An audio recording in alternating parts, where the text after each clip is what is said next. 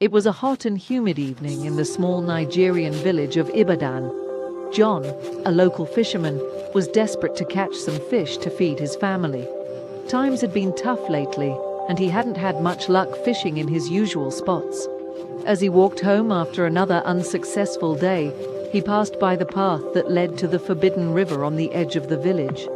The villagers all avoided that river, saying it was cursed and haunted by evil spirits. But John was starting to wonder if those were just superstitions. Maybe the fish in the forbidden river were plentiful because no one dared disturb them, he thought. After debating with himself for a few minutes, John decided to try his luck there under the cover of nightfall. He figured if he was careful and quiet, no one would ever know he had gone against the village taboos. So as dusk fell, John grabbed his fishing spear and woven basket and headed for the forbidden river. He made his way along the overgrown path, swatting away flies and mosquitoes as he went. The full moon provided just enough light for him to see where he was going, without stumbling over roots and rocks along the way. When John arrived at the riverbank, he was struck by how serene and beautiful it was there. The water was clear and sparkling under the moonlight. Lush plants and flowers lined the banks. He could hear frogs croaking and insects chirping. Maybe there were no evil spirits here after all, he thought. John found a flat rock to sit on and cast his fishing spear into the shallows. Right away, he felt a tug on the line. To his delight, he reeled in a large, plump fish. Over the next few hours, the fish were biting non-stop. John was hauling them in left and right, filling his basket to the brim. By the time the moon was high overhead, he had caught more than enough fish for several hearty meals. Feeling pleased with his decision to check out the forbidden river, John figured it was time to head home before the sun came up, and people wondered where he had been. As he gathered his things to leave, he heard a melodic voice call out from the water.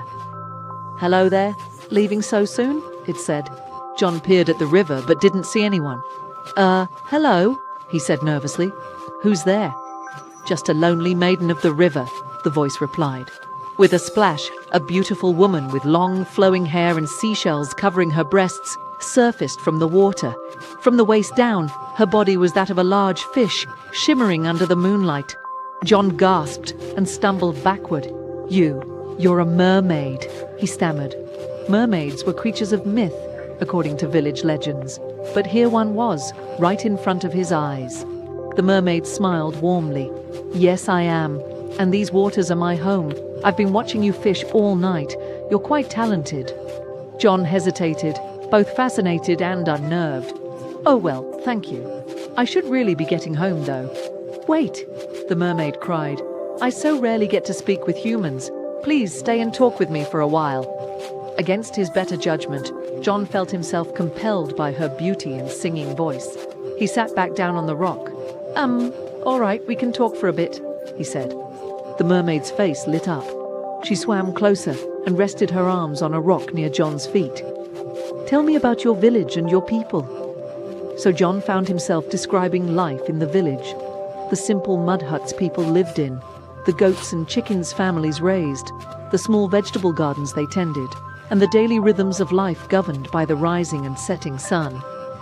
The mermaid listened intently, asking questions every so often. John began to relax in her presence. She seemed friendly enough, and it was nice to have someone to chat with. After John had talked for a while, the mermaid said, "Your village sounds lovely but lonely. Don't you ever wish you could leave and see the world?" John shrugged. "I suppose so sometimes, but my family needs me, so this is where I belong." The mermaid swished her glittering emerald tail lightly in the water as she gazed at John with her head tilted. "You're loyal and true. I admire that in a human. What is your name?" "John," he replied. "John," the mermaid repeated. "I am Omeros." "That's a lovely name," John said. "Thank you." Omeros paused for a moment, seeming to consider something. John shifted on his rock, wondering if he should head home before his family awoke. But before he could make his excuses to leave, the mermaid spoke again. "John, I have an offer for you. It gets very lonely here with only the fish for company. I believe you and I could be great friends. We got along so well talking tonight. I'd like for you to come live with me underwater and keep me company always." John's eyes widened. Go live underwater? Was such a thing even possible? His mind spun as he tried to take in this unexpected offer from the mythical creature gazing up at him expectantly. Noticing John's stunned silence, Omeros hurried to add, "You would have access to all the fish you could ever want to eat down there. I know your village has been struggling. Here with me, you'd never go hungry again. And think of the adventures we could have. I would show you the beauty and wonder of my world. We would never be lonely again." Her words painted a tempting picture in John's mind. But how could he possibly leave his family and whole life behind to dwell underwater?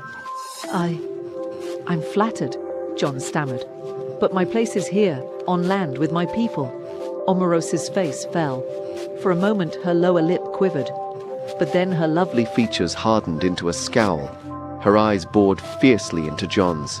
He leaned away, suddenly remembering the sinister legends surrounding this river. "I offered you a gracious gift," Omeros said, her voice now low and threatening. The melodic tone had vanished. "But if you will not come willingly, you leave me no choice." Before John realized what was happening, the mermaid lashed her tail angrily, splashing John with river water. As soon as the cold liquid hit his skin, he felt his limbs grow numb and clumsy. He tried to stand up to run, but his legs collapsed under him like they were made of rubber. He fell hard onto the muddy riverbank. Omeros swam swiftly toward him through the shallows. Though she still had the form of a beautiful maiden on top, her eyes were wild and predatory now, like those of a great white shark. John attempted to crawl away, but his arms were useless and weak. All he could do was flop helplessly as Omeros grabbed him and dragged him into the water. He tried to cry out, but only gurgled as the river filled his mouth. The mermaid clutched John tight and dove down into the depths. As the forbidden river swallowed him, John looked up and saw the moon's light receding on the surface above. He tried again to free himself from Omeros's grip, but she held him fast in her webbed hands. John's lungs burned for air as the mermaid pulled him down through the water at surprising speed. Just when John felt he could hold his breath no longer, they emerged into an underwater cavern, air filled with a small opening to the river above. John gasped and choked until he could breathe again. He lay weak and soaked on the rocky cavern floor. Omeros's wild anger seemed to have passed. She now regarded John with calm determination. "This is my home," she said. "Here is where you'll stay now too. We will get to know each other very well, my friend." John's mind raced, trying to comprehend what had just happened. The mermaid clearly had powers and magic he did not understand, but she didn't seem likely to kill him, at least not immediately. He decided his best chance was to play along and pretend to cooperate until he could formulate an escape plan. Over the next several days, John remained trapped in the underwater cavern with Omeros. The mermaid brought him fish and river plants to eat. She tried conversing with him again, asking him questions about his childhood and life in the village. John gave short, vague answers, not wanting to encourage her fantasy that they could be friends. Whenever Omeros left to hunt or explore, John desperately searched the cavern for some means of escape or weapon he could use against her. But there was nothing, just bare stone walls on all sides. The opening at the top was far out of his reach, and even if he could get there, he couldn't swim out fast enough to get away from Omeros's speed and powers in the water. At night, while Omeros slept, John tried rubbing sticks together to make a fire, hoping he could distract her with smoke and flames long enough to get away somehow. But the sticks remained stubbornly unlit. Exhausted and discouraged, John would eventually pass out on the cold stone.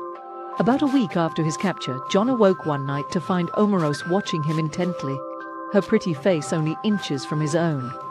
He jerked back, heart pounding. "I've waited so long for a companion," Omeros said wistfully. "One who does not flee or try to hurt me when I reveal myself. One who will embrace this life with me under the water." John held his breath, wondering if this was the end. Would she kill him now for refusing her repeated offer of friendship? But Omeros merely sighed. "In time, you will accept your place here," she said. "The river provides all our needs. You'll see this is where you belong." John did his best to hide his deep revulsion at the thought, but inwardly, he recommitted to finding some way out. He would rather die than let the mermaid keep him prisoner forever. The days blurred together as John's despair grew. No opportunities presented themselves for escape. Omeros was always watching him closely. John's skin grew pallid and doughy from the lack of sunlight. His soaked clothing rotted off his body in tatters. He felt himself growing weak from the meager diet of fish and plants. Yet he knew he had to be patient and ready himself to seize any chance to get away. After nearly 2 months in the underwater prison, that chance finally came. Omeros swam away one evening on one of her longer hunting trips. She often was gone for hours at a time. John did not know how much longer he could last under these conditions. He feared if he did not take this opportunity, he might permanently lose his strength and will to break free of the mermaid's clutches. Though his muscles were weakened from disuse, John managed to scoot and roll himself over the cavern floor toward the opening at the top. Gripping the rocky sides, he painfully hauled himself up until his head and shoulders breached the surface of the river. The night air was wonderfully cool and fresh on his skin. John blinked in the darkness. The moon was but a tiny sliver in the sky. He would have to make his escape by touch and feel alone, hardly daring to splash or make a sound. John pulled himself slowly from the water and onto the muddy bank, every movement a struggle. But the thought of returning to that underwater prison kept him going. Free of the water at last, he crawled on hands and knees away from the river's edge. With no moonlight to guide him, he had to feel blindly through thick vegetation. Thorns scratched his skin raw. Roots and bushes threatened to trip him at every turn. But John pressed on. After what felt like hours, John finally emerged onto a wider dirt path. It seemed familiar, though in his delirious state he could not recall how or why. But it looked like it led away from the river, so he determined to follow it. John stumbled on, ignoring the pain in his limbs. His only thought was getting as much distance as possible between himself and the mermaid before she returned. When pale dawn light finally crept over the horizon, the dirt path began looking more familiar. The thatched roofs of the village homes soon came into view ahead. With his last bit of strength, John staggered into the village centre. People getting water from the well and feeding animals froze in shock at the sight of this mud-caked, emaciated native man. But then a woman dropped her buckets with a cry. "John," she exclaimed, "my son, you've returned." She ran to him and folded him into her embrace. John had never felt anything so warm and comforting. With relief, he let the darkness take him into unconsciousness at last. When John awoke, weak but recovering in his mother's hut, he recounted the whole tale of Omeros the mermaid and her river prison. The villagers listened in rapt horror to the account of the cursed creature who nearly stole one of their own. John's mother held his hand as he described the lonely but unrelenting evil of the mermaid. He saw tears glistening in her eyes at the thought of how close she had come to losing her only son. By the time John finished his tale, the entire village was in an uproar. They decided action must be taken against the mermaid before she tried to steal anyone else. Men gathered torches and nets, fish spears and knives. With John in the lead, they marched toward the forbidden river, determined to find Omeros's cavern prison and destroy her. Approaching the river, the men became cautious. John warned that the mermaid could pull a person underwater with shocking strength and speed. They searched the banks carefully until John recognized the cavern's opening hidden in the reeds. Several men prepared to dive down, torches held high in one hand and spears in the other. But before they could leap in, an unearthly shriek rent the air, making them clap their hands over their ears. Omeros's head and shoulders emerged from the cavern entrance, her grotesque mouth open wide, revealing rows of jagged teeth. Her wild eyes found John standing with the villagers on the bank. She screamed in rage and betrayal. "You will pay for your defiance," she roared. "I offered eternal friendship, yet you betray me." The men staggered back, terrified by the monstrous creature. But John stood firm, emboldened by the villagers' support. "Your friendship is bondage," he cried. "You offer only loneliness and despair." With surprising speed, Omeros shot from the water, clawing toward John. But 2 men were ready with nets. They flung the weighted ropes over the mermaid, pinning her to the bank before she could reach her prey. Omeros thrashed and wailed, but could not pull free. John slowly stepped toward the captured mermaid, his hands trembling but resolute. He raised a fishing spear above her heart. Omeros's wild eyes followed the weapon's point as it hovered above her. "This ends now," John said quietly, and he drove the spear down with all his strength. The mermaid released a final shriek that shook the trees and made the men's ears ring painfully. Then she fell silent and still. The men carried the lifeless mermaid back to the village to be burned on a pyre. John watched the flames consume the body of the creature who had held him captive for so long. It was hard to believe she was really gone.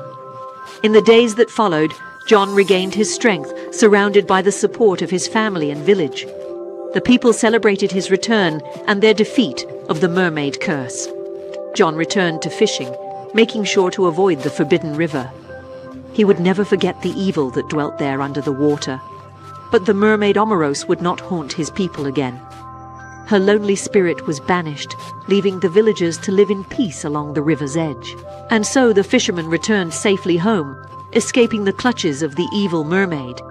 Though she tempted him with promises of friendship and provisions, he knew such gifts always come with a price. In the end, evil cannot help but show itself. But with courage and community, the darkness can be overcome, and light will rise again. Many years ago, in a small village, lived a young girl named Amaka. She was kind and beautiful, with sparkling eyes and a bright smile that brought joy to all who knew her. Amaka's village was nestled among lush forests and winding rivers. She spent her days helping her mother cook, clean and tend to their small farm. The villagers worked hard to grow yams, cassava and maize to feed their families. In the heart of the village flowed a wide, rushing river called the Ibano River. Its waters were crystal clear but ice cold, even on the hottest days. The current was strong, pulling anything that entered swiftly downstream. Enormous fish with glittering scales swam silently in its depths. The Ibano River was forbidden by village law to enter. It was said to be protected by Mami Wata, a powerful water spirit with the upper body of a woman and the lower body of a fish. Mami Wata provided fish aplenty for villagers who set their nets and lines in safer, shallow streams nearby. But it was believed she harshly punished any villagers who dared trespass in her sacred waters. One hot afternoon, Amaka was carrying a large clay pot down to the shallow stream near her family's hut to fetch water. But when she dipped her pot in, only a few trickles entered. The intense dry season had reduced the stream to muddy puddles. Amaka gazed worriedly across the barren landscape. The crops were withering in the fields. The animals grew thinner by the day. Without fresh water, her family would not survive long. As Amaka despairingly lifted her nearly empty pot, her eyes fell upon the rushing blue waters of the forbidden Ibano River, only a stone's throw away.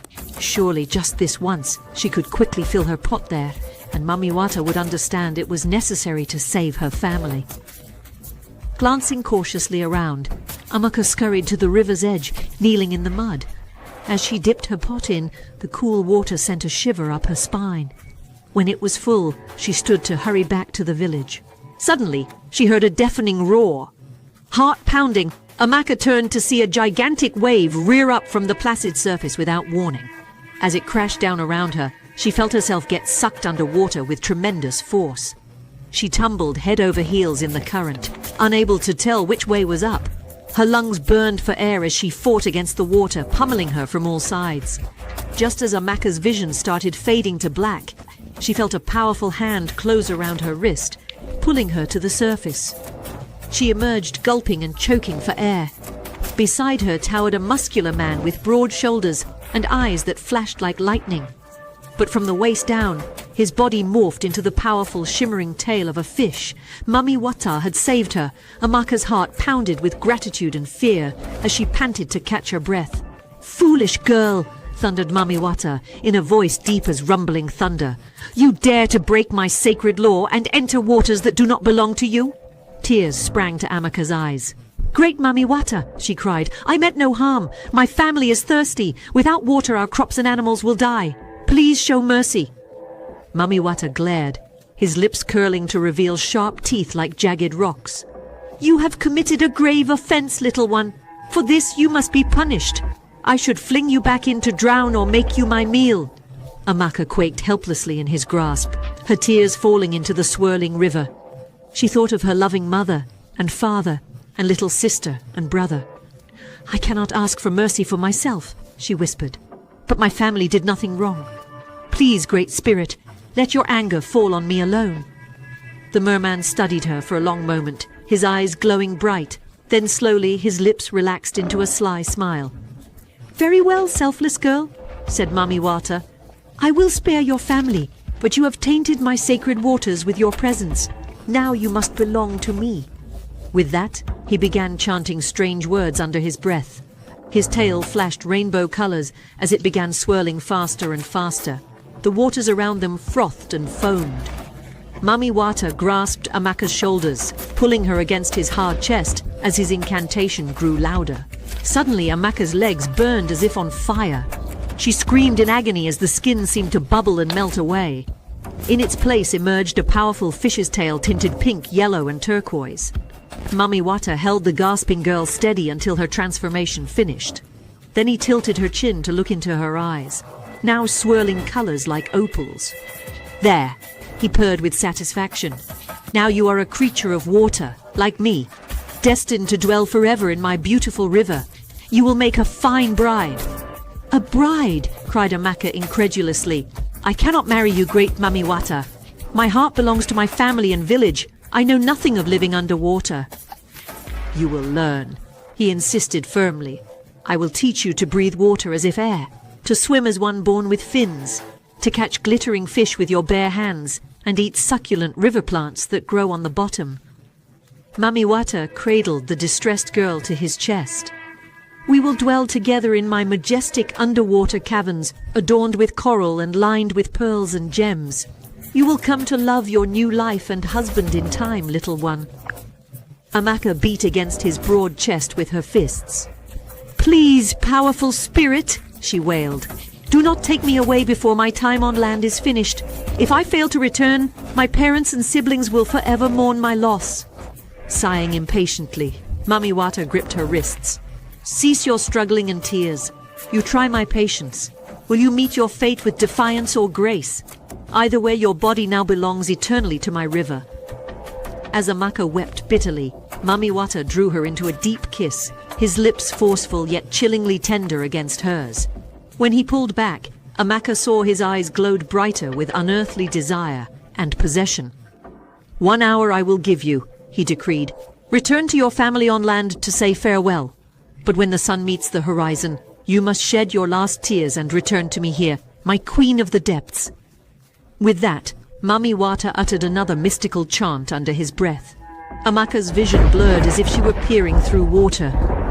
When it cleared again, she found herself lying on the muddy riverbank. Her legs returned to normal. Beside her lay the clay water pot, split cleanly in half. Gasping, Amaka lurched to her feet and raced back towards her village. Tears streamed down her cheeks as her mind reeled in disbelief. It seemed only a matter of time before her stunned family would become forever parted from their beloved daughter and sister. Just then the air filled with shouts and cries of shock. Amaka rounded a hut to see villagers clustered at the stream gaping as a murmuration of birds swooped gracefully above the refreshed waters. Fish of all sizes now teemed below the surface. The stream bubbled, cool, clear and deep once more. "It is a blessing from Mami Wata," the villagers exclaimed joyously. "At long last the dry season is broken. Praise powerful Mami Wata for sustaining us again." They eagerly cast their nets and lines, pulling out more fish than they could carry. The children and goats drank their fill from water sweeter than honey wine. Amaka simply stood frozen, tears filling her eyes. So the impossibly kind water spirit had granted her village a gift after all she had stolen. She whispered her profuse thanks towards the flowing river in the distance, glowing golden red as the sun set.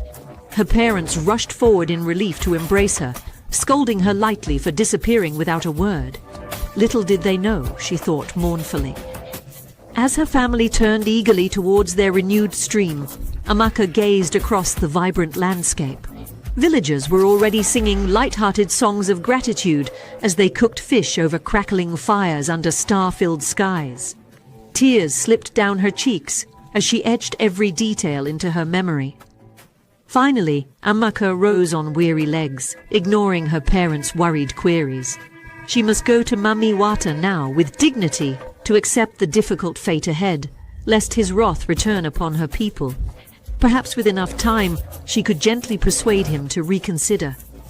Head bowed sadly, she made her way towards the waiting river as the great orange sun slowly sank below the horizon. But then, a wonderful scent came to her nose, stopping her short. Amaka looked up to see thick green shoots unfurling everywhere around her. The dusty ground was suddenly covered in a rippling carpet of new grass, dotted with popping corn kernels. Yam vines gripped trellises with swelling tubers amidst unfurling cassava leaves. Tiny maize stalks poked straight toward the heavens. In breathless wonder, Amaka slowly realized Mami Wata had withdrawn his claim upon her. Just as he replenished the stream when Amaka committed her offense, now with her act of selfless courage, he had returned her to her people. With joy too great for words alone, Amaka turned her feet homeward, back towards her beloved family and village, blessed anew with cool water and ripe crops. A smile now shone brighter than the rising moon upon her face. The legend would be passed down through generations of her people about the kind and powerful water spirit. Parents would gently warn their children never to disobey the law of the Abeno River again. And little ones would drift to sleep by flickering firelight, with their hearts filled with gratitude towards great Mami Wata, who sustained the land.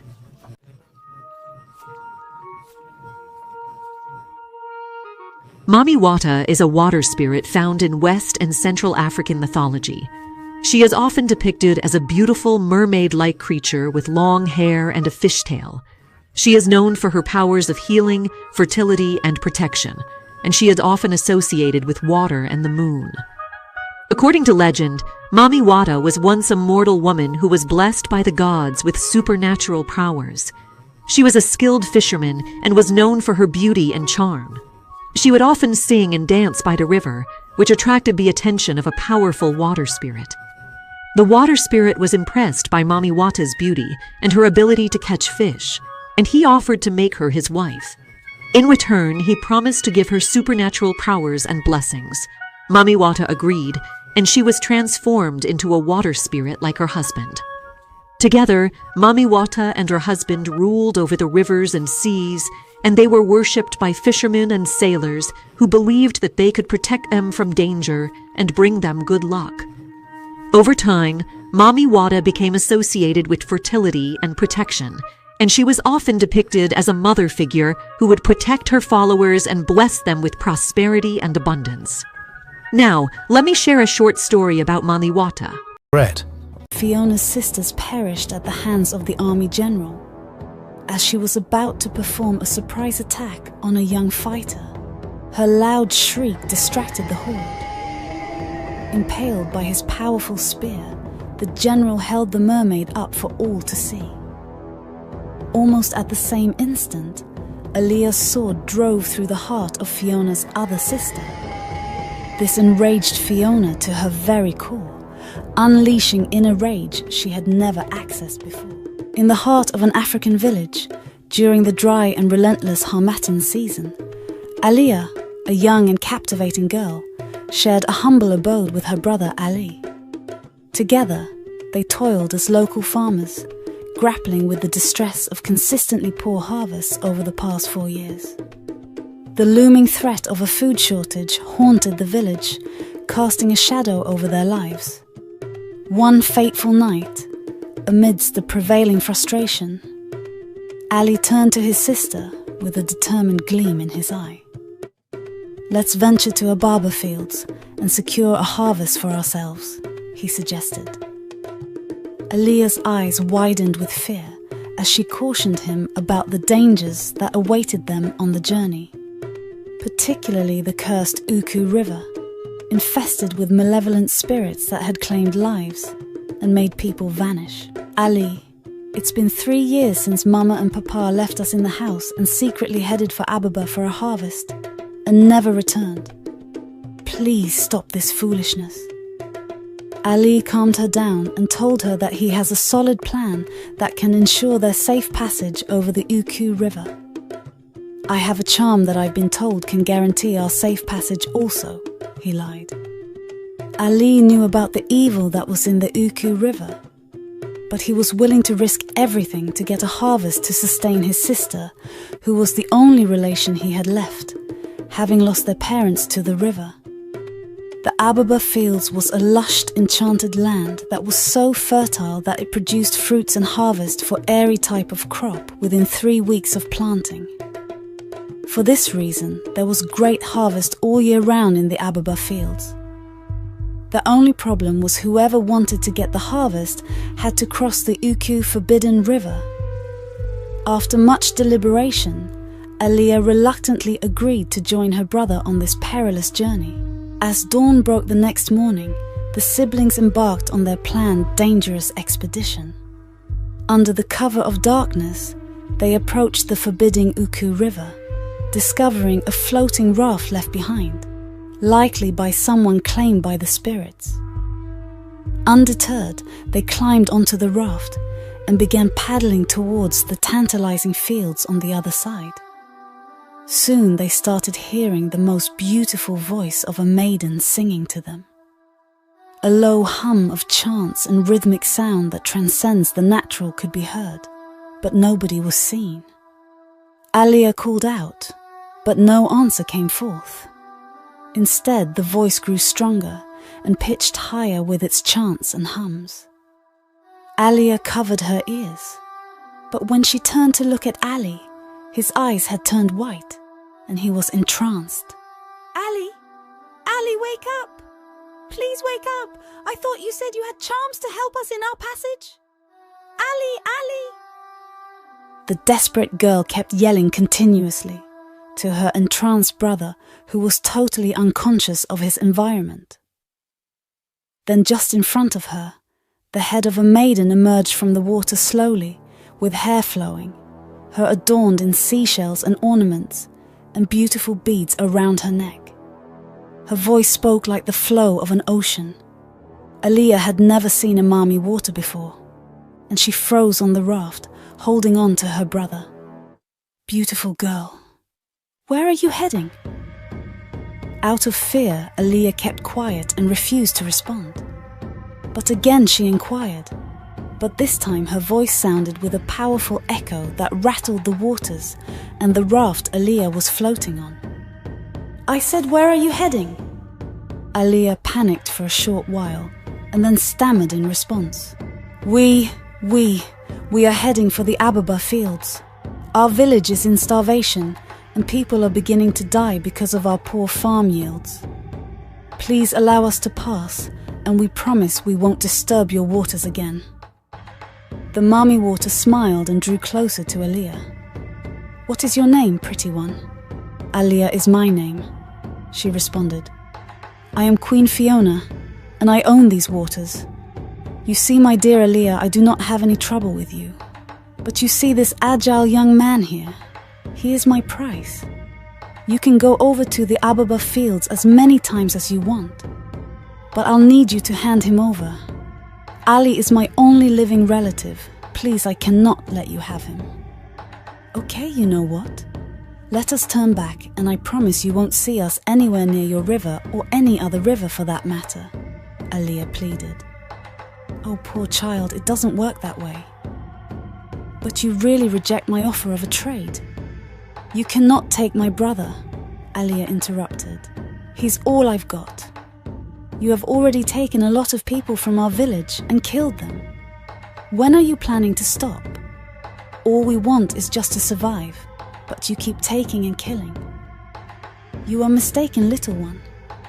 All your people that have been taken on this river are all alive. Or I mean, most of them still are. But they are now slaves in my kingdom below. And there's no form of escape, as it is my necklaces that holds the secret to the entrance into my world. But since you are proving to be stubborn, I guess you leave me no option. Now enraged, Queen Fiona's countenance changed, and her once pleasant appearance was replaced by a vicious form. sharp rows of teeth and eyes burning like fire. She charged towards the raft, revealing her massive tail. One hit from her tail shattered the raft in pieces. She blew winds from her mouth at Aaliyah as she struggled to swim, and a whirlpool started around her, revealing an opening to Queen Fiona's world. Aaliyah screamed and her voice pierced the silent night. Her voice echoed through the air as she fell through the spinning whirlpool beneath her and passed out. Aaliyah woke up inside a cage. She looked around to realize there were hundreds of similar cages around her, containing most of those that had gone missing over the years. Most of the prisoners were men and boys, exhausted and malnourished. "What are you doing with all these people? Why am I here?" Aaliyah screamed as she stared at Queen Fiona, who had returned to her beautiful-looking form once again.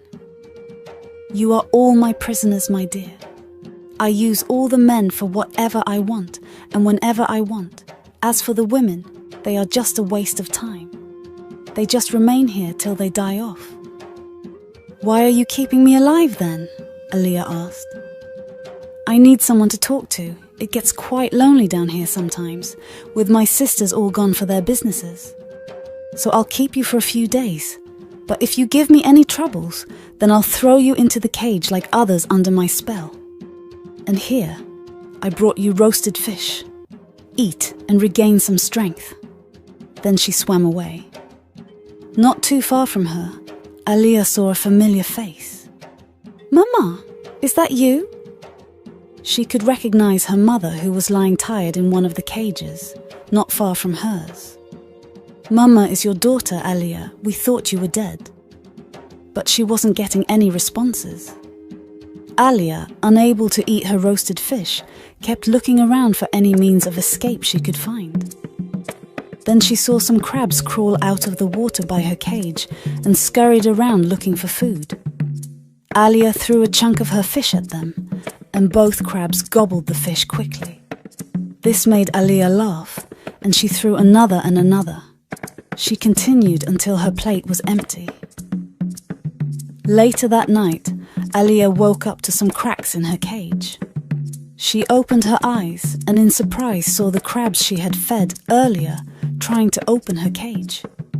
With one last try, the cover cracked, and the cage flung open. The crabs started leading her further into a tunnel inside the cavern, through some cages. Soon, Aaliyah could hear some sound coming from a part of the tunnel, and she hurriedly passed it. The crabs led her directly to the mermaid necklace that was lying on a rock. Aaliyah grabbed the necklace and started running out from the way she came. She got to where her cage was, and freed her mother and a few of the prisoners that were close to her cage and were strong enough to move. They all ran quietly, but in fear of getting caught by the mermaid. Aaliyah pointed the necklace to the wall of water, and a whirlpool opened up. She and the few people with her quickly went through the whirlpool, and the next moment they appeared by the riverbank of the Uku. In great haste, they all headed for the village. Screams and surprises came from different people who saw the prisoners returning, knowing they had been missing and declared dead years and months prior. Aaliyah's mother and father's disappearance was well known, and seeing her alive and back in the village sparked a lot of curiosity. The entire village huddled together, their faces filled with anticipation, as Aaliyah, her mother, and the other returnees unveiled a startling revelation that echoed through the gathering. With bated breath, they learned that the missing men from their community were not lost, but imprisoned by the mermaids in their elusive kingdom and used to pleasure themselves and work as slaves till they eventually die out of exhaustion. Her mother painted a vivid picture of the mermaids' numerous kingdoms, detailing their haunting expeditions in packs, leaving the coven to fulfill mysterious purposes. The villagers were gripped by shock as they discovered the sinister fate of their loved ones, used as slaves by the mermaids, carrying out arduous tasks in the underwater realm. The revelation that the mermaids regularly sacrificed men, drinking their blood to maintain eternal youth and vigor, sent shivers down their spines. Fueled by a righteous anger and the pain of losing their kin, the villagers, a united force, resolved to take matters into their own hands. In a passionate assembly before the village chief, they brandished an array of weapons, spears, knives, forks, ready to wage war against the mermaids and rescue their imprisoned loved ones. War chants echoed through the air, and the atmosphere crackled with a palpable rage. The chief was in agreement with the angry people, but instructed them to have a 2-week-long training for all those who wished to volunteer to embark on this journey to save their loved ones. After a rowdy section and many arguments, the villagers agreed and decided to wait for another 2 weeks for proper training in the hands of the chief's army general. The training commenced and was very intense, with all the eligible youths and strong men within and from neighbouring villages volunteered to join forces for the training. The chief's army general drilled the youths with numerous fighting weapons and skills. They trained with spears for the first few days, swinging it with elegance and carefully, and how to aim at a target and strike accordingly. The ladies were not left out in this training, as they showed great talents and elegance in wielding the weapon. He trained them with arrows and bows. They trained aiming at distant objects and hitting. Among them was Aliyah, who had lost her brother in their last expedition. Her main goal was to rescue her brother and possibly her father, who was taken along with her mother 3 years earlier. Aliyah devoted her entire attention to the training and gave it her all. She trained from her heart and ensured to learn every weapon's use to the best of her abilities. They trained under the rain as well, and in the village river they practiced how to fight while running on the waters. Aliyah was outstanding in her performance during the training, so good that she could stand off 3 men in combat. On several occasions, the general tested her with some of his best soldiers, and she fought valiantly and wielded the weapons with strength and precision. But amongst the villagers was a certain unruly fellow named Ahana, whose girlfriend had disappeared over 6 months ago. He was a selfish man and only cared about what belonged to him. After about a week of the training, Ahana decided to go rescue his girlfriend himself. He secretly went to the Yuku River holding a sharp spear, stood on the shallow waters and screamed, calling on the mermaid and spirits to come to him. Soon enough, Queen Fiona emerged from the water and moved close to him. "How dare you disturb the peace of the river, young man?" He wasted no time, but engaged the mermaid to a deal. "Words have gotten to us that you are holding our villagers prisoners. I order you to return one of ours, my girlfriend Chi-Chi, to me now." "What are you giving in return for this Chi-Chi? And how did you know I was holding your people prisoner?" Queen Fiona asked him as she drew close to him. "If you give her to me, then I'll tell you what the village plans to do to your world in a few days' time."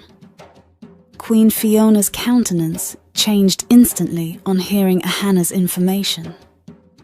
She remembered that one of her necklaces was missing, and for some reason she hadn't seen the girl she took along with her brother recently. Without another word, she swung on Ahana, grabbing him firmly as she dived into the water with him.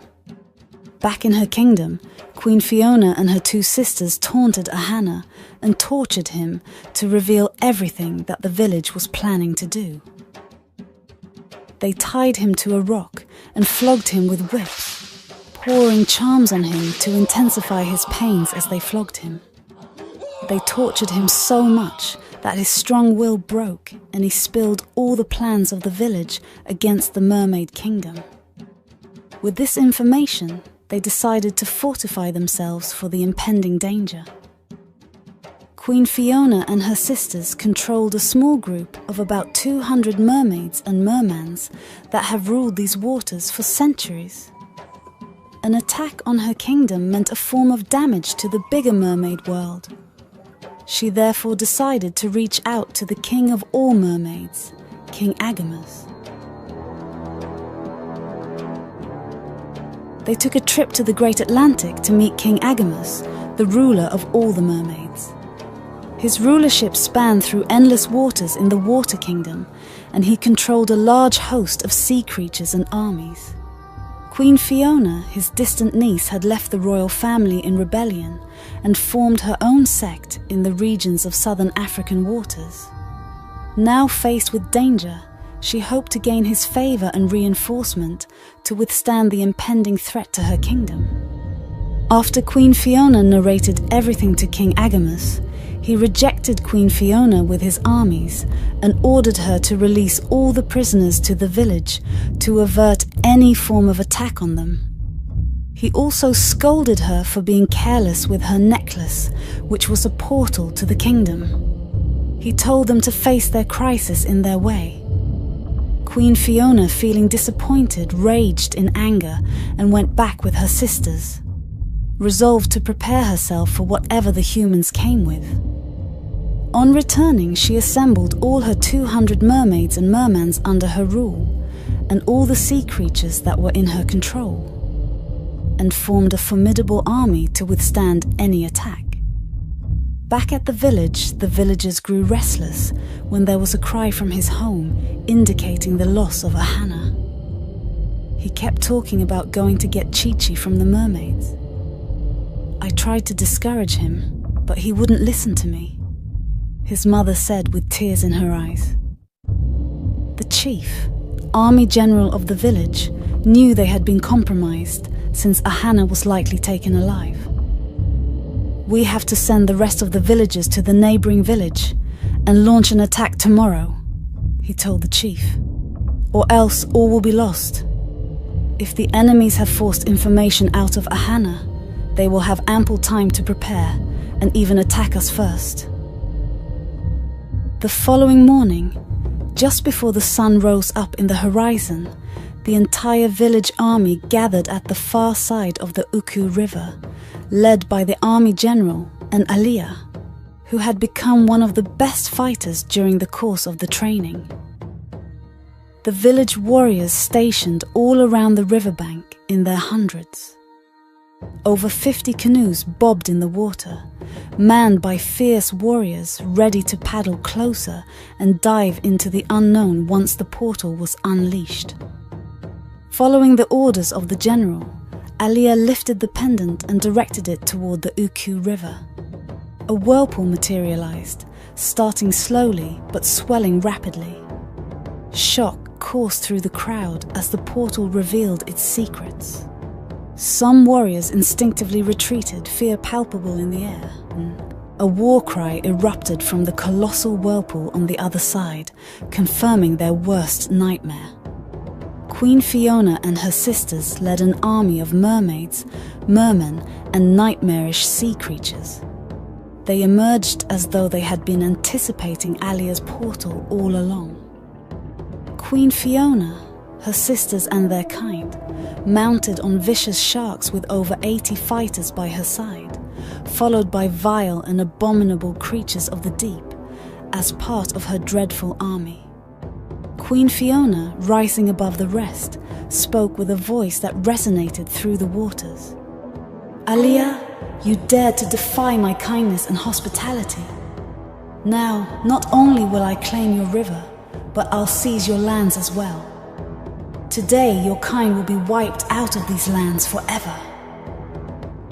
With a powerful chant, the horde of mammalians charged toward the warrior villagers. It became clear to the villagers that they were not merely fighting to rescue their loved ones, but battling for the very survival of their race. Hold your grounds, warriors! Yelled the general, firm hand clutching his weapon. Archers, now! A cloud of arrows was unleashed upon the sea creatures charging from the whirlpool, taking down a fraction of their numbers.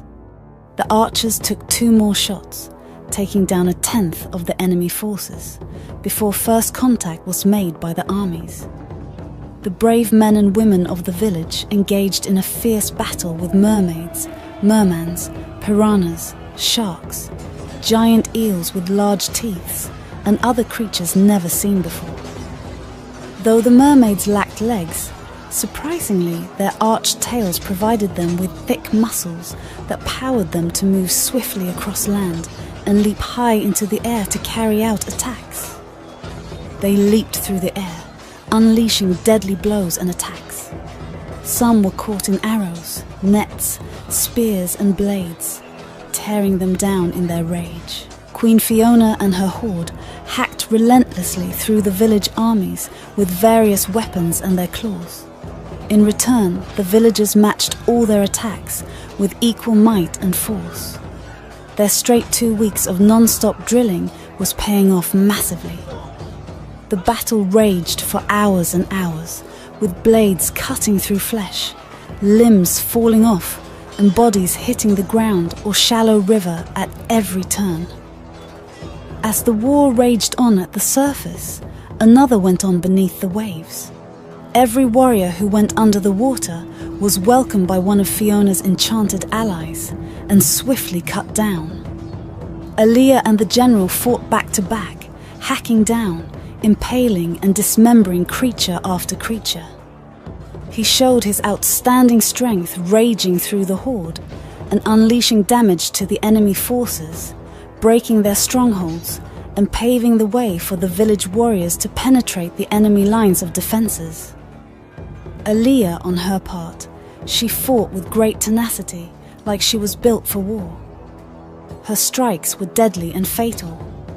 Whoever or whatever survived her blows was left dead or incapacitated. Unknown to everyone, the enchanted mermaid's pendant in her possession had fueled her with unnatural strength. Aaliyah hacked down some of the enchanted sharks, faced and took down some mermaids and mermans. She also stood her ground with some of the nightmarish creatures in different times in the battle. She was in a blood rage mode, and by her hands, Fiona's army had suffered a great loss. Enchanted sharks and sea creatures attacked the canoes with warriors in them, unleashing their full glaring carnage.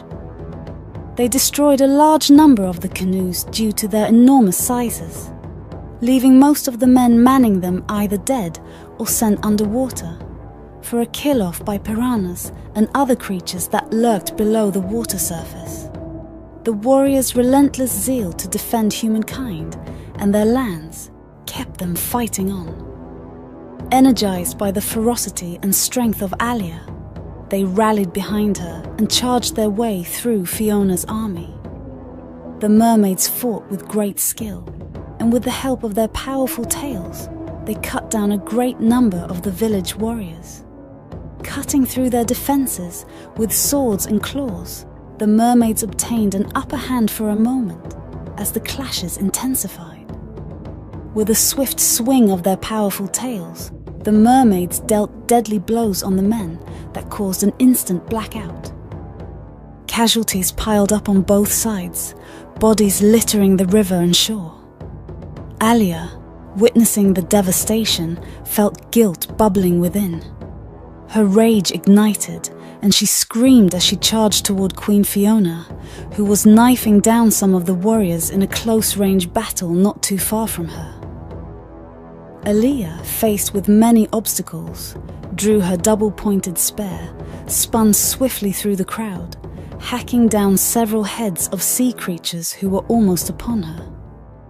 Kindled by her deep sense of regret, she channeled her frustration on the enemies and oppositions.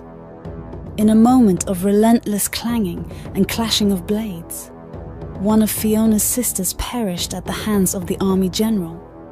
As she was about to perform a surprise attack on a young fighter, her loud shriek distracted the horde. Impaled by his powerful spear, the general held the mermaid up for all to see.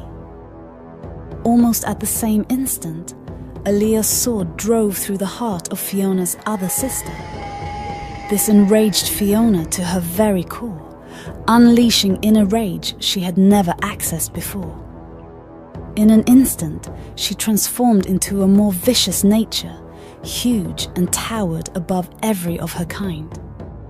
Charging towards the village warriors who were trying to maintain a formation with a swing of her powerful tail, she caused intense wreckage and destruction. Turning, she locked her eyes on Aliyah, and with a voice that pierced through the battlefield, she yelled, "Aliyah, my necklace won't protect you forever. Time to die." Warriors gave way as she leapt and charged towards the young warrior who braces herself with her spear for a final showdown.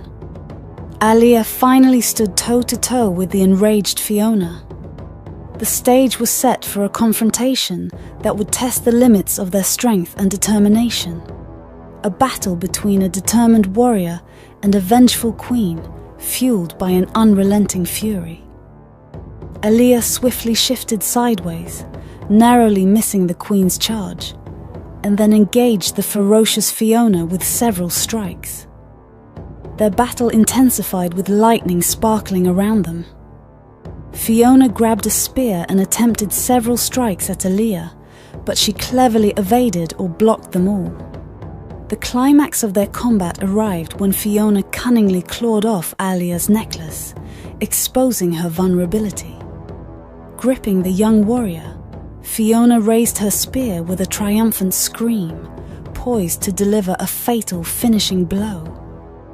Yet the impending strike was interrupted by the thundering resonance of a war horn from beyond.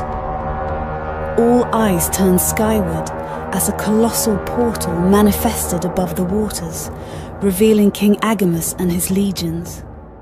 A collective gasp swept through the warriors who, gripped by horror, tightened their grasp on their weapons. Agamus's commanding voice echoed through the expanse. "Stop!" Agamus's voice thundered through the air, silencing the chaos below.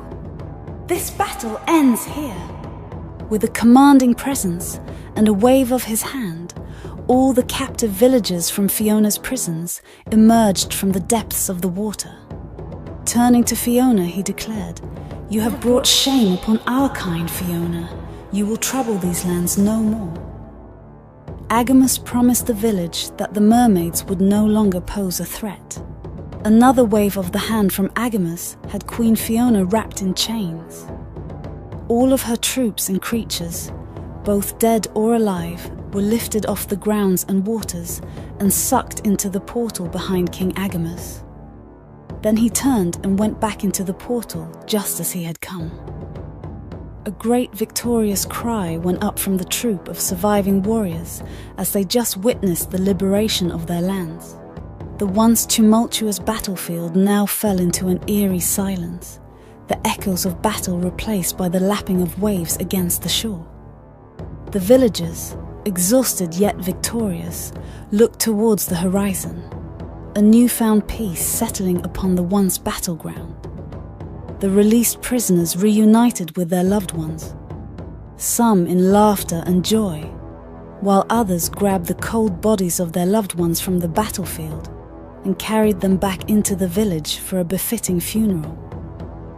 At last their freedom has come, but at a great price by their loved ones who choose to protect their lands. "Aliyah! Aliyah!" Ali screamed as he rushed with his father towards the young warrior who stood exhausted and tired on the battleground. The army general broke the silence.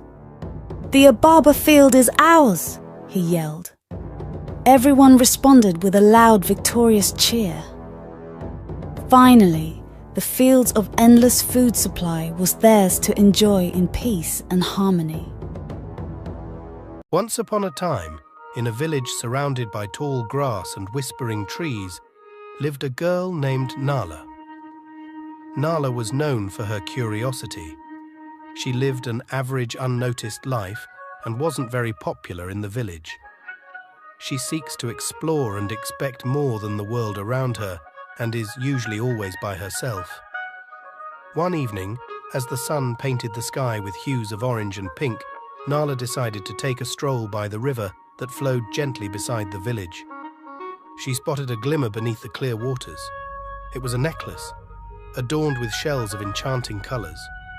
She picked it up, totally captivated by it. She wondered who could have dropped this beautiful necklace by the riverbank. Curiosity got the better of Nala, and she then decided to try it on. As soon as Nala clasped the necklace around her neck, connecting the hooks, the air shimmered, and the river began to murmur in discontent. Nala felt a chill in the air, and everywhere suddenly went silent. The cricket in the bushes made no noise. The wind kept blowing, but it made no sound. Everything was in utter silence. She then suddenly heard a tiny voice from the waters saying, "Why is this young girl wearing a Maliaka necklace?" She paid close attention and noticed it was a fish that was speaking to another fish. She was in disbelief, still trying to figure out if the voices actually came from the fish. "Hello, are you the one speaking to me?" she said. The fishes were shocked and they both ran away. Soon she heard her name, "Nala, Nala, day come," and everything was back to normal. She turned around and ran to her mum. As she approached her mum stood stunned by Nala for some reason. She couldn't understand. "Mom, is everything okay?" she asked. "Yes." Her mother replied, "Go to the oil cellar and help me buy fresh oil." Nala quickly went to get the oil, but on her way she noticed everyone was looking at her. Both old and young were all just staring at her. She got to the oil cellar, but after the trade, the oil seller refused to collect money from her. She started to wonder if it was the necklace that caused this luck to happen to her. On her way home, she heard from a distance a male deep voice saying, "Go and give Maliaka her necklace." She looked around and saw a frog. She said in a confused voice, "Are you talking to me?" The toad replied, "Yes, that necklace doesn't belong to you." She said, "Who is the owner of the necklace?" "Maliaka," replied the frog. She started running from the frog in fear to go give her mum the oil and also to return the necklace. On getting home, she met her mum and a man from the king's guard. "The village is under attack," said the man. "The market square is already burnt to the ground. You must run away now." Nala and her mother started panicking, but before they knew it, they were surrounded by the warriors. Both she and her mum fell on their faces with fear as one of the warriors told Nala to show her face. She got up and looked straight into the eyes of the warriors, and everything went silent again. They all watched her with lustful eyes, speechless. A wave of confidence and power hit her, and she walked majestically towards the men. She touched the face of the horse and looked straight into the eyes of the warriors. "Take your men and leave, like magic." The warriors all turned around and left. Gathering themselves to leave the village, the king guard who was with Nala screamed, saying, "Nala has saved the village," calling on other villagers already running and hiding. She was carried on the villagers' shoulders all around the village. Everyone was dancing, calling Nala a hero. The king, captivated by her beauty and what she has done, gave her and her mum a house with luxury like that of the palace. For the next couple of weeks, Nala was the talk of the village. Every gossip in every corner was about her. Whenever she passed through the village, she walked with an aura of beauty and seduction. She could make everybody do what she wanted and every man fall in love with her. Even when she's at the village school, everything she does only seems to be attractive. She loved and enjoyed the power the necklace gave her, even if she knew she should return it. One day, Nala was taking a stroll to get her daily dose of attention. She saw two beautiful women looking at her and approaching. They both wore a necklace identical to the one she was wearing. "Nala, why have you refused to give our sister her necklace?" They said, "Who are you and what do you mean?"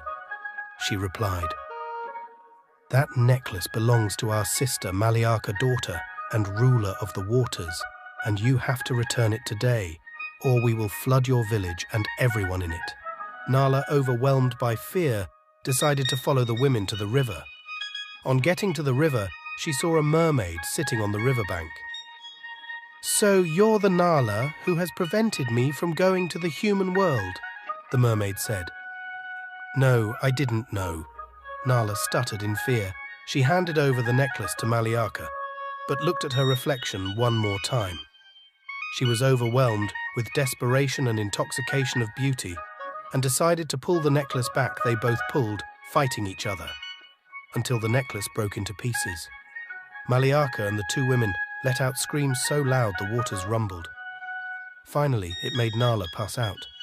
She woke seeing bars of strong bones arranged in an orderly pattern. Then it got a little bit clearer, and she discovered she was in a cage surrounded by water. She saw Maliaka talking with two other mermaids in the distance. How could she be surrounded with water, but not touched by water, she thought. I told you to return the necklace. She turned around and saw the toad who warned her before at the swamp, and the two talking fishes swimming beside her. Her ebony hair glistened like the midnight sky. Surrounded by a vibrant aquatic kingdom, a majestic mermaid, adorned with iridescent scales and a crown of coral, emerged as the source of the enchanting melody. Nala, the mermaid's voice echoed. I am Queen Maliaka, the guardian of the waters. Your presence here was fated by the depths of your greed. Yet, the currents of destiny are vast and complex. You shall remain here under the water, and with your tears, pain, and grief, I'll make myself a necklace. Nala shook in fear and panicked, imagining the stress and pain her mum would be going through and the isolation she would face inside the river prison. Months passed, and Nala moaned in regret, unable to leave her cage. One dreary night, the mermaids and mermen gathered for their evening chats. She decided to try and flirt her way with the merman guarding her cage. So, it's all scales, she said. Excuse me, replied the merman. So it's all scales down there, said Nala. The merman looked at her with a blank face with no hint of emotion. He then turned around, giving her no response. She kept on talking for hours, but the merman gave her no response. It's not my fault I couldn't imagine myself being that average, unnoticed girl anymore, said Nala. The merman turned around and swam slowly to Nala. Beauty is from within, and the aura of false appeal ends one in a cage, just like you, he said. Nala stared, speechless. She crawled back to the corner of her cage and wept. Weeks went by, and Nala remained silent. The frog and the fishes came to cheer her up, but she remained mute. One morning, as she opened her eyes, she saw the same guard standing and watching right over her. She got up in shock. What are you doing? Said Nala. The merman stared with a stoic gaze. Follow me, I want you to see something, he said. He wore a necklace around her neck. This would make you breathe underwater. And he carried her, picking her gently up like she was a toddler. He entered into the waters, and his legs became fish-like again. Somehow she could breathe underwater, and she clung tight to him. His fins moved with incredible strength, and they were fast into the waters, moving with an eagle-like speed. She stared at his face, but he was focused on where he was going. Soon they arrived at a place with vibrant yellow corals and underwater flowers. The sun was reflecting on the surface of the waters, and everything looked magical. She gasped with excitement. It's beautiful, she said, letting out a large smile as she swam towards the flowers and to the fishes frolicking in them. The merman stood and watched her, letting a smile that could barely be seen. I don't even know your name, Nala said. He paused for a minute and looked at her. Ninzam, he replied. Nala smiled and said, Thank you, Nezam. It's Ninzam, he said as he chuckled. I think we have to get back now before they discover you're missing. Nala was surprised that Ninzam just brought her out by himself. It wasn't an order. He was risking being punished for her. Ninzam took her back to the prison, and Nala, who was once a silent prisoner, became the jovial one. She started speaking again, and Ninzam, firstly reluctant, started enjoying the conversation. They both talked about their different lives and their dreams. weeks turned into months, and Nianzam had taken Nala to almost every picturesque part of the sea. This weird relationship was becoming a love story. They started swimming around like couples, sneaking around like teenagers, and somehow they were unnoticed. One day, Nianzam and Nala were engrossed in their conversation. Then Maliaka suddenly showed up. "I think my intended cage to give you pain is now more like your cave of romance," said Maliaka. They both quickly went to their different positions. Maliaka nods and simply swam away. "What is she going to do?" Nala said. "I don't know, but I think we have to be careful now." The evening of the next day, Nianzam swam swiftly to Nala, his face unsettled. "We have to go now," he said. "They are planning to send you to the humming depths. Anyone who goes there never comes out." He quickly carried Nala and swam with great speed towards the shore. As they arrived at the riverbank, he placed her on the shore and touched her face gently. "You're free now. The Nala with no necklace beats the one with one." Nala persuaded him to come with her, but he said he couldn't. "I have to go back and take responsibility." A hand suddenly pulled his fins from the waters. He quickly pushed Nala far backwards. Then 3 merman soldiers arose from the waters and carried Nianzam away. Nala screamed, "No, please, don't hurt him! Please!" And in a matter of seconds, they were gone. As Nala screamed on the shore, some villagers heard her and ran to the river. "Nala is back!" they shouted, but Nala wept in pain. Nala met her mum and explained everything to her. But her mum and the villagers thought she went crazy and was only making things up. Her mother decided to take Nala away from the village to avoid her going back to the river. Months passed, and soon Nala discovered she was pregnant. Confused yet intrigued, Nala decided to return to the river. When nightfall came, she snuck out of the house, running miles away from the village. Wandering through dark paths, finally, she got to her previous village. Nala headed straight for the river. When she arrived at the riverbank, she screamed names but got no response. "Nianzam, Maliaka, Nianzam," but still got no response of any sort. She decided to jump into the river as she wore the necklace Nianzam gave her, so she could breathe underwater. She wandered for hours and hours at the surface of the river, unable to find anyone. Nala cried in the water, screaming names. Suddenly, she saw a figure coming at great speed from under the water. It became more clear as it approached her. It was a merman, but it wasn't Nianzam. The merman grabbed her arm and pulled her into the depths, on getting to the merpeople's kingdom. Maliaka and her council stared with an angry but fascinated eye. "You brought yourself back," Maliaka said. "I need to see Nianzam. Where is he? I am pregnant for him," Nala said. The mermaid stood in shock. "We have sent him to the humming depths for disobeying his queen, and he shall never be seen." Nala screamed again in pain. "No, please take me to the humming depths. I have to find Nianzam, please." Nala was escorted to the edge of the humming depths. It was a dark hole with swirling waters like an underwater hurricane. Fear gripped Nala, and she gulped as her heart pounded loudly. "Mermaids first," Maliaka said. Nala closed her eyes, took a deep breath, and let herself go, falling head first into the dark abyss. As she spun through the dark hole, she heard a deep humming like a man's voice. What could have such a manly, beautiful voice, she thought. Then she opened her eyes and saw a faint light from a distance. A spark of hope ignited in her heart. Maybe she would find Nianzam there. But as she got closer, the light got brighter, too bright, that she had to close her eyes. She entered into the light, and everything became silent. She opened her eyes slightly and saw a blurry figure looking down at her. "Nianzam," she whispered, and the image got clearer. It was a woman standing over her with a smiley face. "Welcome, Nala. We've been expecting you. I'm Solia."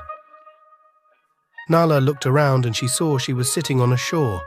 Behind her was a sea so vast it fades into darkness. "Where is this place? How did you know my name? Where is Ninzam?" she stuttered in confusion. "The arrival of a pregnant woman falling through the abyss for love. Oh, it's all happening," Solia said. "What do you mean happening? How is there dry land underwater, and where is Ninzam?" Nala said. "Ninzam is in the dark prison awaiting execution. He will be executed in a couple of days." Nala gasped in fear. "No, I have to see him, please," Nala said. "I will take you to him, but first I have to take you to the city. We've been expecting you for a very long time." Nala, still confused, followed her. "This is not a mermaid. She has legs. How is this even possible?" Nala thought, but before she could speak, she saw a giant wall made of green vertical leaves as they passed through it. She saw white houses with crystal blue diamonds roofs, tall trees with giant leaves of different claws. The floor of the street was filled with white sand like that of a beach. As Nala and Soli walked, through people came out dressed in clothes adorned with diamonds and shining stones. They whispered among themselves, "Is this real? Is she the one?" Some group of women came along walking majestically to welcome them. "You must be Nala," said one of them. "The queen is expecting you, but first you must change into something presentable." Nala was still confused and in shock. She couldn't be dreaming, she thought. They brought her into a room. She marveled at the beauty of its architecture. Paintings of an island were drawn on the wall. The roof reflected light to the whole house, and it looked magical. As Saulia started to pick out clothes for Nala, "How is this possible? Are your people humans living underwater? How is there dry land underwater?" Saulia looked at her and sat down. "I know this is too much for you, but you've been sent here to bring us back to the surface." "You were at the surface before Nala Said," Saulia replied. "I'll tell you our story. Thousands of years ago we lived on this island on the surface. We were the Seruis people. We worked and were close to the Mer people, the people of the sea, and we were rich in diamonds and bountiful foods. The people of the sea could walk on land because of the necklace we provided for them, and in return, we traded the treasures of the sea. People from all over the world came with ships for trade, and we were the richest and the most advanced civilizations on Earth. Flying golden tents came to trade with us, and we all exchanged our knowledge to our traders and foreigners. We were controlled by a king and a queen.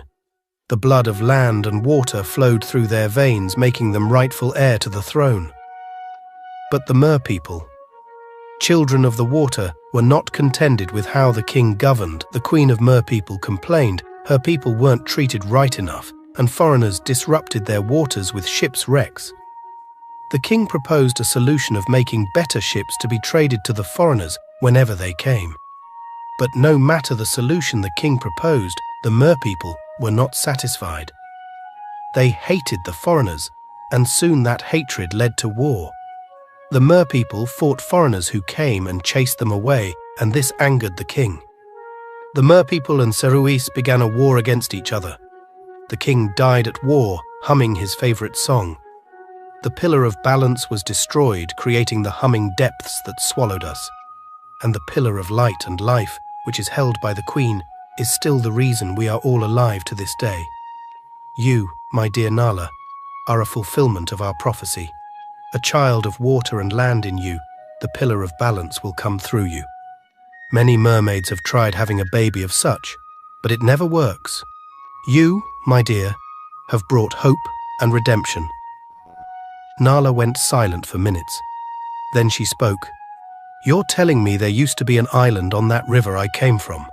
Solia replied. Water is connected, my dear, water is life, and life is everywhere. Nala paused again. What about Ninzam? What will happen to him?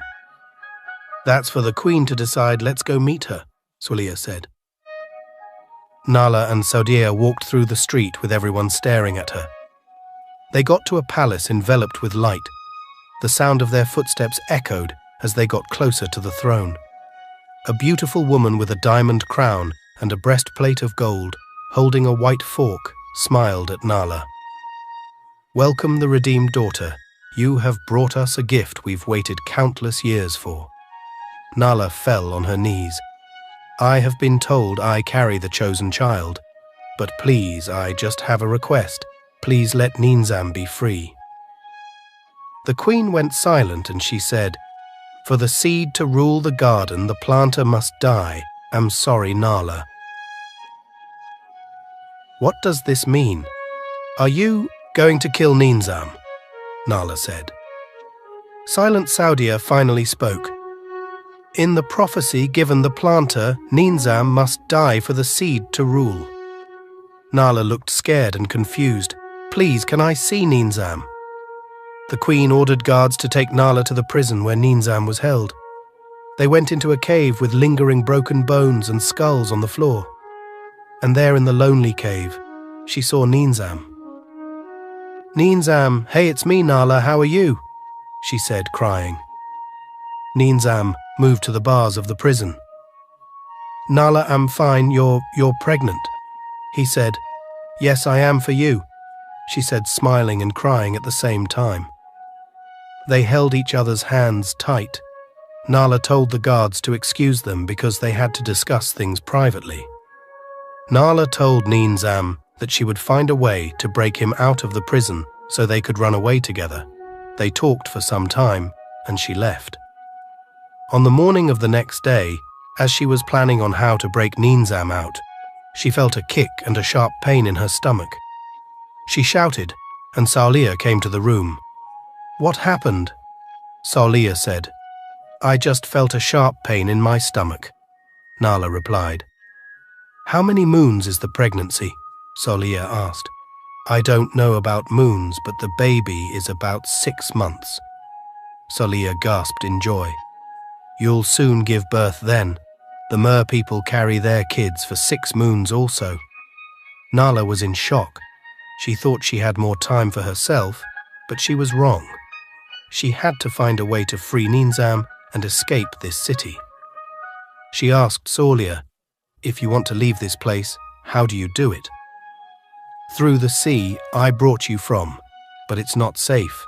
Many of our people have tried to escape this place by the sea, but in a couple of days we always find their bodies at shore, said Saulia.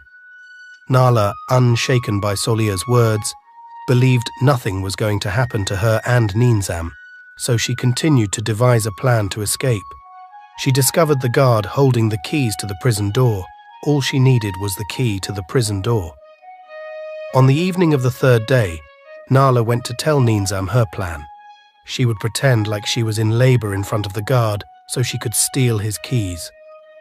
Nala and Saulia went for a walk later that day, and Nala engaged her plan when she got in front of the guard. My tummy! My tummy! Nala screamed. The guard quickly rushed towards them, and Nala carefully stole the keys, but amidst the fake screaming of Nala. The young baby king decided this was the perfect time to come out from his mom. Nala screamed in great pain, and her water broke. They carried her to the maiden's house, and there Nala gave birth to a boy. Both happiness and sadness clouded Nala's heart, because she knew if she didn't save Ninzam, he would be executed. After people left her that night, she carried her baby and escaped to the prison with the key.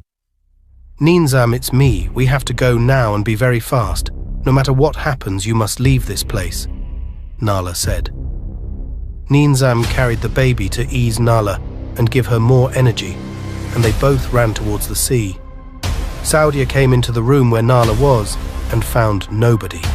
As Saudia was about to step out, she found guards at the door, informing her Ninzam was missing. Saudia realized Nala was trying to run away, so she and the guards ran towards the sea. Nala looked back and saw figures from afar approaching. We must go faster. They are already behind us, Nala said as she was passing through the green walls.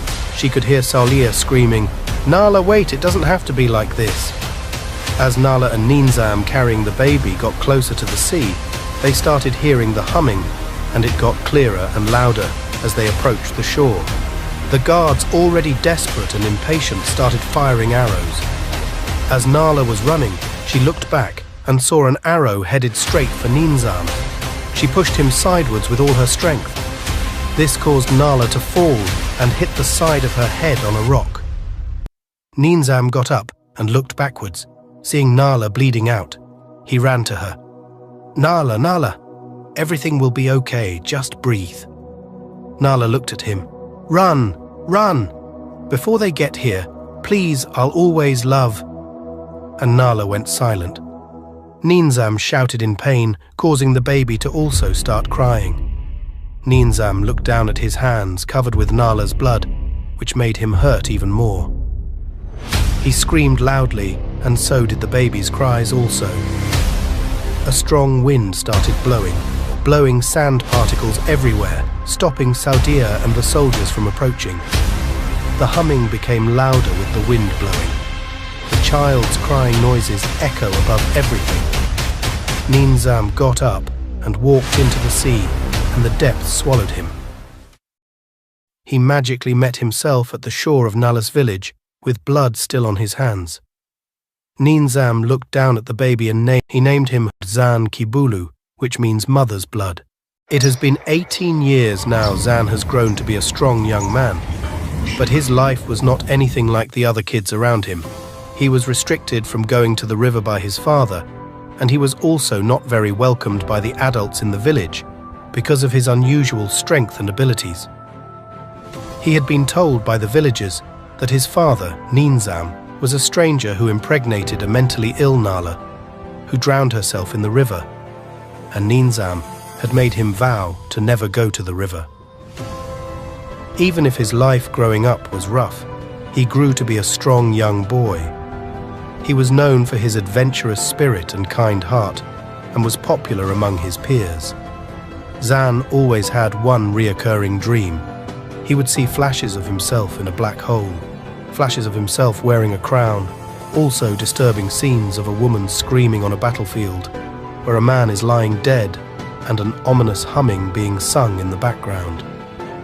Zan would tell his father Ninzam this dream, but Ninzam would tell him as long as Zan promised not to go to the river and never sing the humming melody, they would be all right.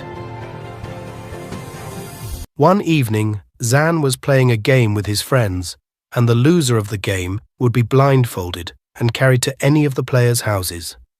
Unknown to Nam, his friends planned to carry him to the very river.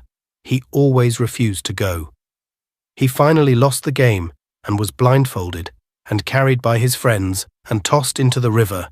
He quickly got up in disbelief and removed the blindfold. He shouted, "You know my father made me vow to never come to this river.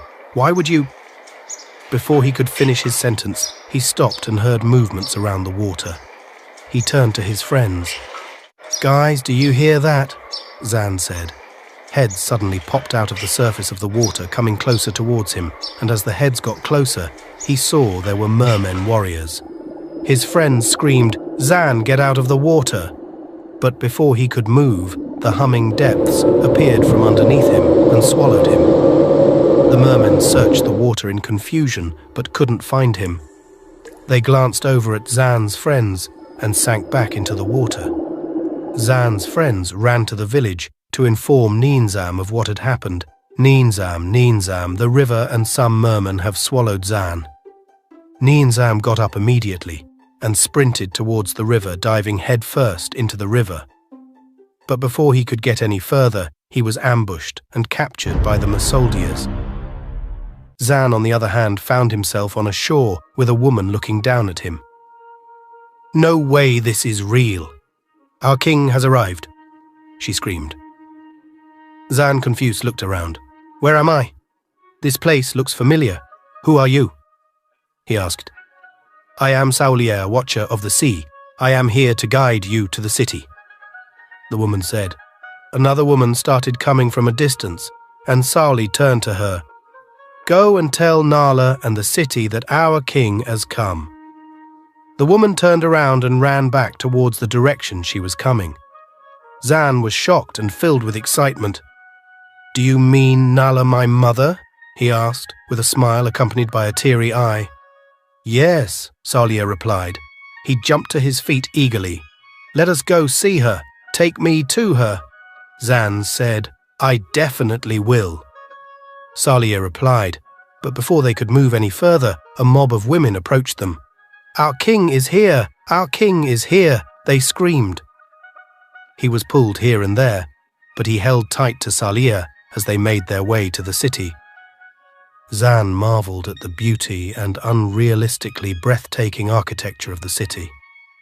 Salia brought him into a room, and there he found a beautiful woman standing eagerly beside the bed as she saw Zan. She put her hands to her mouth and started crying. Mom, is that you? Zan said. Nala started crying, and she ran towards Zan, hugging him tightly. I have missed you so much, my little king, Nala said with tears pouring down her cheeks. Dad said you were gone, but I always knew you were hidden somewhere. I have seen you in dreams. Mum, I miss you, Zan said. Nala looked at his face and touched his head. I was saved by the Queen of Light and Life. She kept me alive after the incident on the day of your birth. I have always dreamed of this day when I will meet my little king again. How's your father? Nala said. Father is safe in the village, he always told me. Never to go to the village even if I tell him my strange dreams. He misses you, and he never goes there also because of you, said Zan. What strange dreams? Nala asked. Mom, I see you and a man on the battlefield, he lying on the floor and you screaming, and a strange humming sound that father told me never to sing again, Zan replied. Nala looked at Zan with an eye of sympathy and understanding. I am so sorry you had to go through this by yourself. We have a lot to discuss, but we must go meet the Queen. She's expecting you, Nala said. They both walked through the city with people screaming as they passed through. They arrived at the palace where the Queen was sitting majestically on the throne, and her princesses stood surrounding her. Zan walked towards the Queen and knelt. I am Zan Kibulu, son of Nala, the seed of Ninzam. I have honored your request here. I am. The Queen looked at Zan, smiled, and said, Zan, named after your mother's blood, you have been summoned to take your place as king of the Serui's kingdom and take one of my daughters as your wife. Zan looked back at his mum and back at the Queen. Then Nala spoke. My Queen, is that not too early? I think he should be given some time to know and get used to the people here. The Queen looked at Nala, letting an understanding smile spread her lips. There is no time anymore, my daughter. He shall be crowned our king and bring us back to the surface. Then he can do whatever he pleases. As the Queen was still speaking, a guard ran inside the palace. My Queen Maliaka is here, and she has a prisoner Ninzam, all tied with her army. Zan, hearing this, ran out of the palace, followed by Nala and the Serui's army. But as he ran, flashbacks of his dream flashed before him. When they all arrived at the shore, they met Maliaka and her army with Ninzam tied up on his knees in front of them. Maliaka lifted her sword. We won't let a peasant, the son of a traitor, and an ignorant girl rule over us. Give up the throne, or Ninzam, your father, dies. Everyone watched in silence. Then Nala looked at Zan and walked up to him. She touched his face, looking into his eyes. No matter what happens, my son, we hold our destinies in our hands. Do whatever your heart tells you. Zan looked at Malika and her army, gazing furiously. He walked up to Maliaka, standing right in front of her, and looked straight into her eyes. What do you want, my queen? He said. Maliaka was intimidated and confused. She did not expect that kind of response from Zan. I want the rightful king, she stuttered. Zan kept staring into her eyes, uttering no statement, which made her look down and away. A Masoldia saw this and tried to walk up to Zan, but before he could get any closer, the humming depths rose from the sea and swallowed him. Faint screaming could be heard in the humming depths, and a lifeless version of the soldier was thrown back out. The Serui's people and the merpeople of the sea gasped in fear. Zan took Maliaka by the hands and walked her into the seashore. I never chose to be king. I never asked for this. I never decided what dream I wanted to see, and never wanted this life that is a burden on me. I never asked the waters to hum melodies to me, but the only thing I will and forever chose is to be loyal to everyone I love," he said. Maliaka stood and watched, looking at him curiously. "I am also doing everything to protect my people and the waters," Maliaka said. Zan held her hands and said, "Then let us do that. We shouldn't kill others' loved ones to protect ours. Let my father go."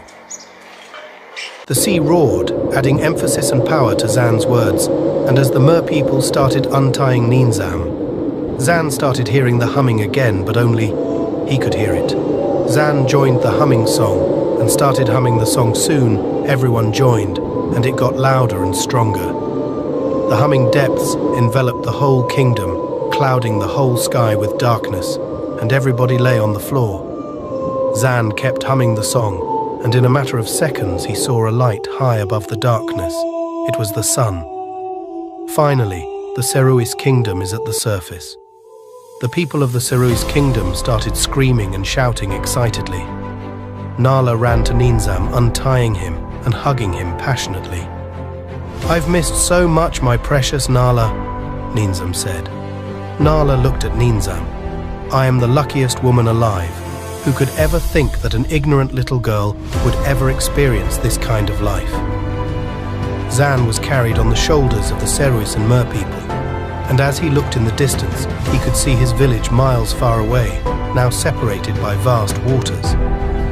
"A step, whether good or bad, can bring out a sea from a river," he said to himself.